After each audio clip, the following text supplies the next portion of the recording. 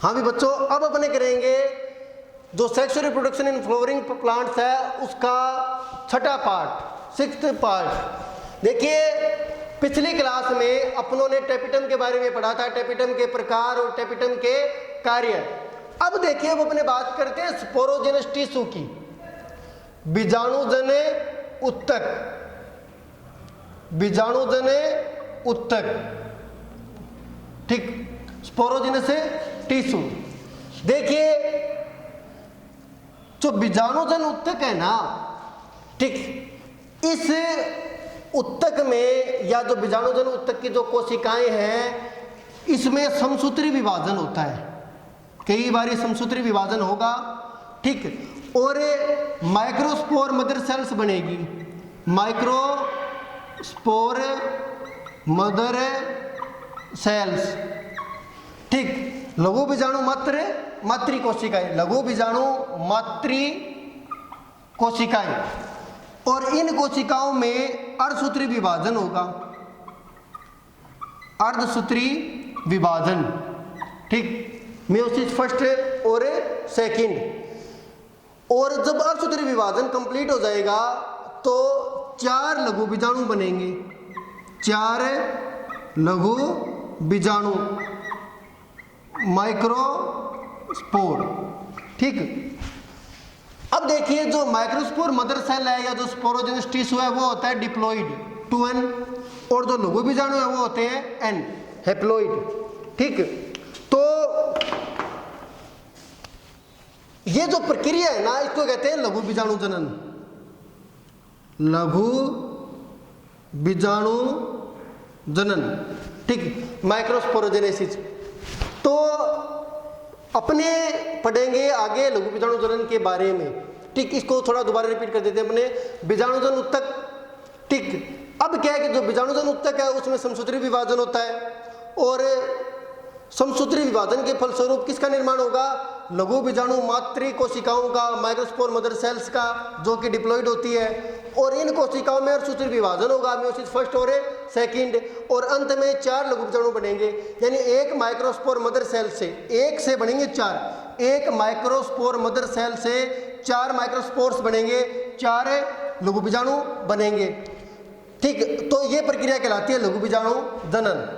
लघु बीजाणु जनन को अपने परिभाषित कैसे करेंगे कि एक लघु बीजाणु मातृ कोशिका से अर्धसूत्री विभाजन के द्वारा 4 लघु बीजाणुओं के निर्माण की प्रक्रिया लघु बीजाणु जनन कहलाती है।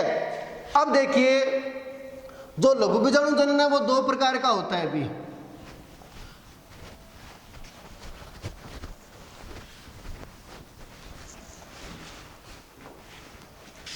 लघु बीजाणु जनन 2 प्रकार का होता है। माइक्रोस्पोरोजेनेसिस इंग्लिश में कहते हैं अपने।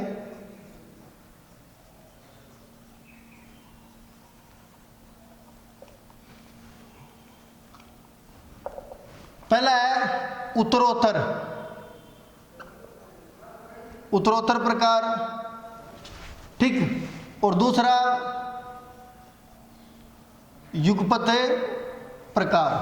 तो पहला है उत्तरोत्तर और दूसरा है युगपत प्रकार, ठीक। और ये जो प्रकार है ना ये कोशिका द्रव्य विभाजन के आधार पर है, ठीक, क्योंकि देखिए लघु बीजाणु जनन में मैंने आपको बताया था कि अर्धसूत्री विभाजन होता है। तो जब कोशिका विभाजन होता है तो उसमें एक चरण ये भी आता है कि कोशिका द्रव्य विभाजन होता है।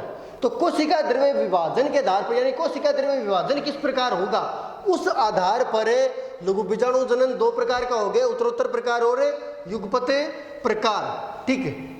तो अपने पहले करेंगे उत्तरोत्तर प्रकार, सक्सेसिव टाइप, उत्तरोत्तर प्रकार।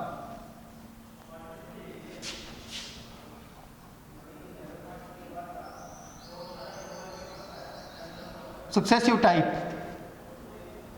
उत्तरोत्तर प्रकार। देखिए इसका एक डायग्राम है वो अपने बना लेते हैं पहले।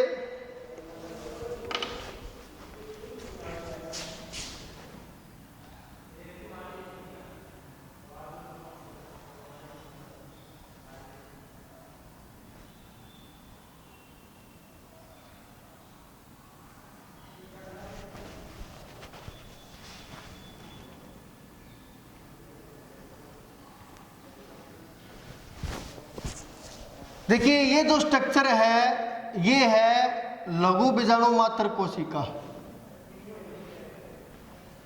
लघु बीजाणु मात्र कोशिका, माइक्रोस्पोर मदर सेल, ठीक। और ये इसका केंद्रक है भी, ये इसका केंद्रक हो गया, ठीक।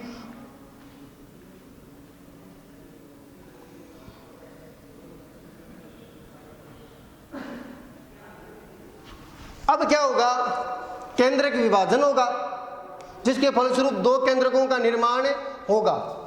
तो अपने इस डायग्राम में ये शो कर रहे हैं कि केंद्रक विभाजित हो रहा है इस प्रकार से। इसका मतलब हो गया कि केंद्रक विभाजित हो रहा है।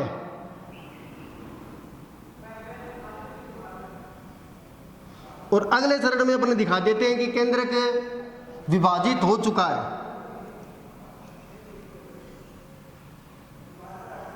इस तरीके से, ठीक। तो अब देखिए कि ये लघु बीजाणु मात्र कोशिका है, ठीक। और इसमें सबसे पहले मियोसिस फर्स्ट होगा, मियोसिस फर्स्ट। मियोसिस फर्स्ट में क्या होगा कि जो केंद्रक है वो विभाजित होगा और दो केंद्रक बन जाएंगे, ठीक। और उसके तुरंत बाद कोशिका द्रव्य विभाजन हो जाएगा, कोशिका द्रव्य विभाजन। तो देखिए ये अपना जो है वो उत्तरोत्तर प्रकार है, उत्तरोत्तर प्रकार। इसमें क्या होगा, सबसे पहले केंद्रक विभाजित होगा, केंद्रक विभाजन होगा और उसके तुरंत बाद जैसे ही केंद्रक विभाजन होगा, जैसे कि ये केंद्रक है और यहाँ पर उन्होंने विभाजित हुआ, इसको दिखा दिया और यहाँ पर देखा कि दो केंद्रक बन गए हैं, ठीक। और साथ में कोशिका द्रव्य विभाजन भी हो चुका है और कोशिका द्रव्य विभाजन के फलस्वरूप दो कोशिकाएं भी बने गई है। आप इसको इस तरीके से भी समझ सकते हैं, थोड़ा अपने डायग्राम को बड़ा कर दें इस तरीके से। एक स्टेप और दिखा सकते हैं, बड़े का मतलब एक स्टेप और दिखा दिया अपन ने। तो यहाँ पर ये केंद्रक है, ये विभाजित हो रहा है और यहाँ पर केंद्रक विभाजन हो गया और उसके तुरंत बाद में कोशिका द्रव्य विभाजन भी हो गया, यानी केंद्रक विभाजन के तुरंत बाद में कोशिका द्रव्य विभाजन हो गया, कोशिका द्रव्य विभाजन। तो क्या होगा कि दो कोशिकाएं बनेगी, कितनी कोशिकाएं बनेगी, दो। अगले स्टेप में देखिए क्या होगा, प्रत्येक कोशिका में एक केंद्रक है। अब ये केंद्रक दोबारा विभाजित होगा, प्रत्येक केंद्रक दोबारा विभाजित होगा। तो इसको अपने इस तरह देख सकते हैं,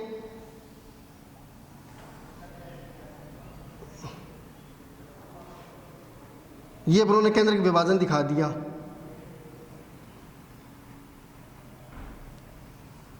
ठीक, कि केंद्रक विभाजित हो रहा है। और केंद्रक विभाजन के तुरंत बाद क्या होगा, कोशिका द्रव्य विभाजन।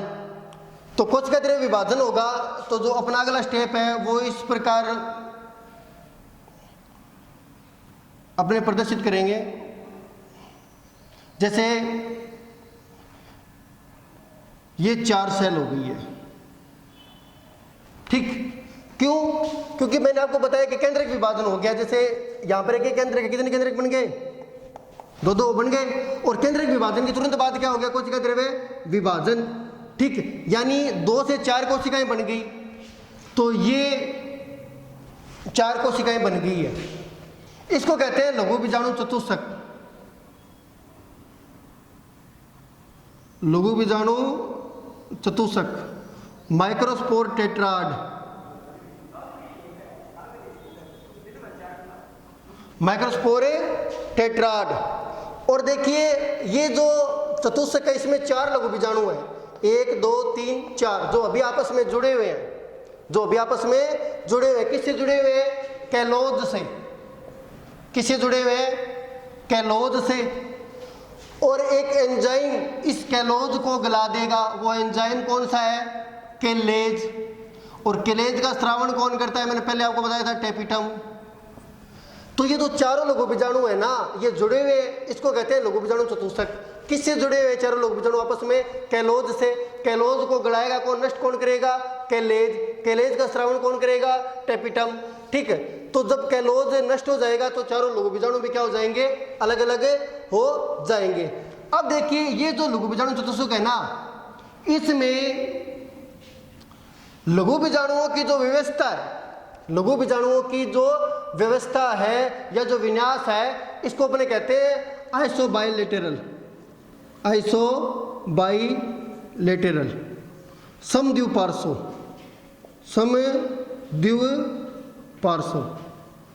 ठीक, यानी जो दोनों लेटरल साइड है ना वो सेम है, दो इधर है और दो इधर है, और अपने को एक साथ चारों ही दिखाई दे रहे हैं। तो इस प्रकार का जो है ना वो है उत्तरोत्तर प्रकार। तो उत्तरोत्तर प्रकार में क्या होगा कि केंद्रक विभाजन के तुरंत बाद कोशिका द्रव्य विभाजन होगा। ठीक, और कोशिकाओं की संख्या पहले से दुगनी हो जाएगी। जैसे कि ये एक कोशिका है, इसमें केंद्रक विभाजन हुआ, यहाँ पर उन्होंने शो कर दिया कि केंद्रक विभाजित हो रहा है, और यहाँ पर दिखा दिया कि केंद्रक विभाजन हो चुका है, कि एक कोशिका में दो केंद्रक है। ठीक, ये दो केंद्रक है एक कोशिका में, और केंद्रक विभाजन हो गया। उसके तुरंत बाद क्या हुआ? कोशिका द्रव्य विभाजन यानी भित्ति निर्माण हो गया, तो इससे दो कोशिकाएं बन गई ये। ठीक, अब होगा मियोसिस सेकंड। ये मियोसिस फर्स्ट था, अब क्या होगा? Meiosis second. और यहाँ पर देखिए प्रत्येक कोशिका में एक केंद्रक है। ठीक है, ये केंद्रक भी विभाजित होगा, ये केंद्रक भी विभाजित होगा, तो यहाँ पर उन्होंने दो केंद्रक दिखा दिए इधर, दो केंद्रक दिखा दिए इधर, यानी केंद्रक विभाजन हो गया मान लीजिए। और उसके तुरंत बाद क्या होगा फिर? कोशिका द्रव्य विभाजन। तो यहाँ पर उन्होंने दिखा दिया कि केंद्रक विभाजन के तुरंत बाद कोशिका द्रव्य विभाजन हुआ है, जिससे या जिसके फलस्वरूप 2 से 4 कोशिकाएं बन गई है। ठीक, ये 4 कोशिकाएं हैं। ठीक, यानी ये 4 लघु बीजाणु जो आपस में जुड़े हुए हैं, और इस स्ट्रक्चर को कहते हैं, इस संरचना को अपने कहते हैं लघु बीजाणु चतुष्क, माइक्रोस्पोर, टेट्राड। ठीक, और यहाँ पर इस लघु बीजाणु चतुष्क में लघु बीजाणुओं की जो व्यवस्था है या जो विन्यास है, ठीक, उसको अपने कहते हैं समद्विपार्श्व आइसोबाइलेटरल, यानी अपने को चारों दिखाई दे रहे हैं।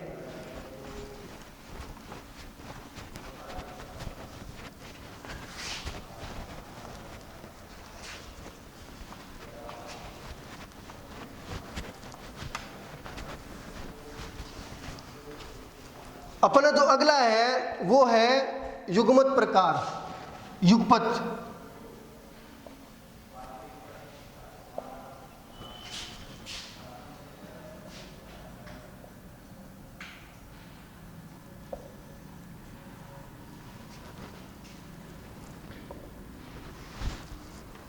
अगला है युगपत प्रकार। इसमें क्या होगा कि पहले केंद्रक विभाजन होगा, पहले केंद्रक विभाजन।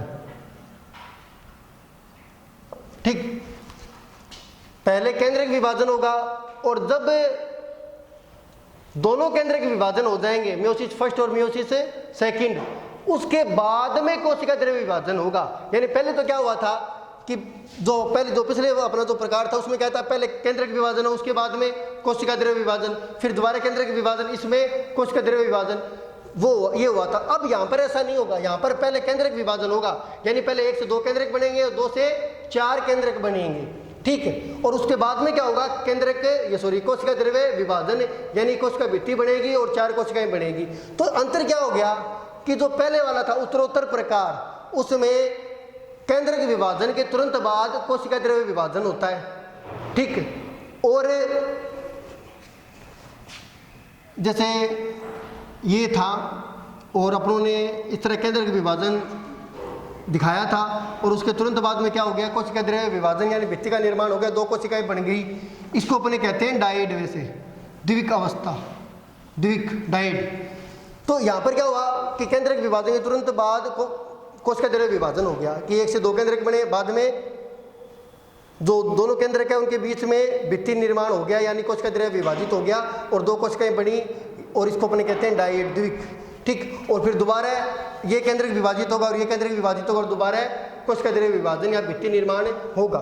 यहाँ पर ऐसा नहीं है, पहले केंद्रक विभाजन होगा, यानी 1 से 2 केंद्रक बनेंगे और 2 से 4 बनेंगे, और उसके बाद में कोशिका द्रव्य विभाजन होगा या कोशिका भित्ति का निर्माण होगा। यानी यहाँ पर चारों कोशिकाएं एक साथ बनेगी। यहाँ पर क्या हुआ, पहले 2 बन गई, फिर 2 बनती है, और यहाँ पर क्या होगा, चारों एक साथ बनेगी। वो भी देख लेते हैं, इसका भी डायग्राम।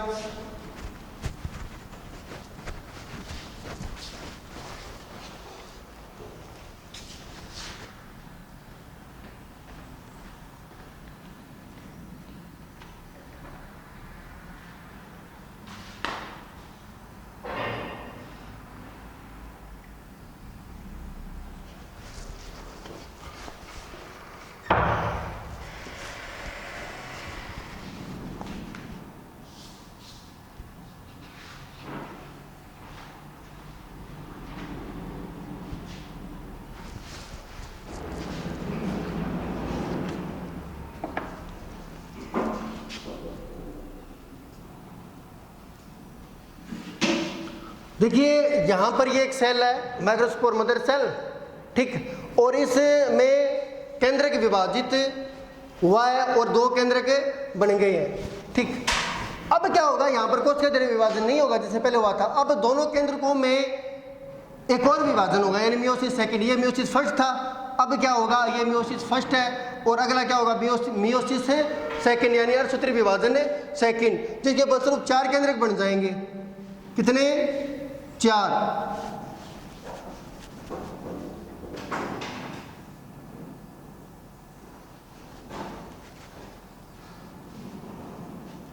इस तरीके से, लेकिन अपने को दिखाई 3 ही देंगे। इस तरीके से, ठीक, 4 केंद्रक बन गए, और फिर कोशिका द्रव्य विभाजन होगा और एक साथ 4 कोशिकाएं बनेगी।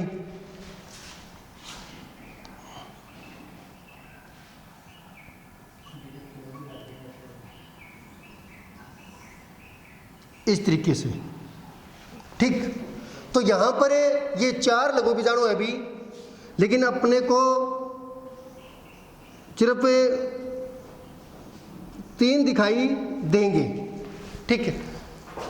तो ये जो व्यवस्था है ना, इसको कहते हैं अपने टेट्राहेड्रल, टेट्राहेड्रल, टेट्राहेड्रल, ठीक, चतुष्फलकीय व्यवस्था, चतुष्फलकीय व्यवस्था, ठीक। तो ये भी क्या हो गया अपना लघु बीजाणु चतुष्क, लघु बीजाणु चतुष्क हो गया। 4 लघु बीजाणु हो गए, ठीक है, और चारों लघु बीजाणु वैसे कैलोज से जुड़े हुए जो अपनों ने ऑलरेडी देख लिया है। तो ये लघु बीजाणु चतुष्क है, और इसमें जो ये जो चतुष्क है ना, इसमें जो लघु बीजाणु की व्यवस्था है या जो विन्यास है वो इस प्रकार का है कि अपने को एक तल से देखने पर सिर्फ 3 ही दिखाई देंगे, चौथा पीछे होगा, और इस विन्यास या व्यवस्था को कहते हैं अपने चतुष्फलकीय व्यवस्था, टेट्राहेड्रल अरेंजमेंट, ठीक। अब देखिए कि जो